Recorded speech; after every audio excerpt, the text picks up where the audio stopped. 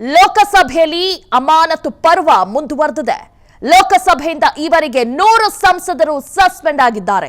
ರಾಜ್ಯಸಭೆಯಿಂದ ಈವರೆಗೆ 46 ಸದಸ್ಯರು ಅಮಾನತಾಗಿದ್ದಾರೆ.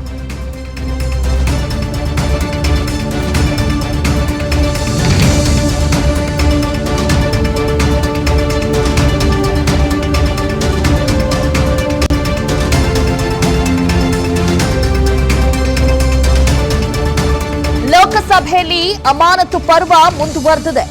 ಲೋಕಸಭೆಯಿಂದ ಈವರೆಗೆ 100 ಸಂಸದರು ಸಸ್ಪೆಂಡ್ ಆಗಿದ್ದಾರೆ. ರಾಜ್ಯಸಭೆಯಿಂದ ಈವರೆಗೆ 46 ಸದಸ್ಯರು ಅಮಾನತಾಗಿದ್ದಾರೆ.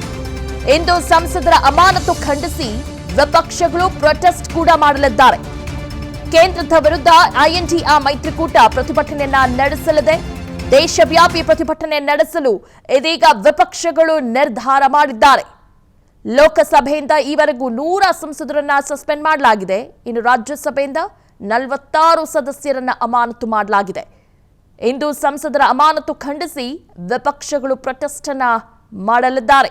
ಕೇಂದ್ರದ ವಿರುದ್ಧ INDA ಮೈತ್ರಿಕೂಟ ಪ್ರತಿಭಟನೆ ನಡೆಸಲಿದೆ. ದೇಶವ್ಯಾಪಿ ಪ್ರತಿಭಟನೆ ನಡೆಸಲು ಇದೀಗ ವಿಪಕ್ಷಗಳು ನಿರ್ಧಾರ ಮಾಡಿದೆ.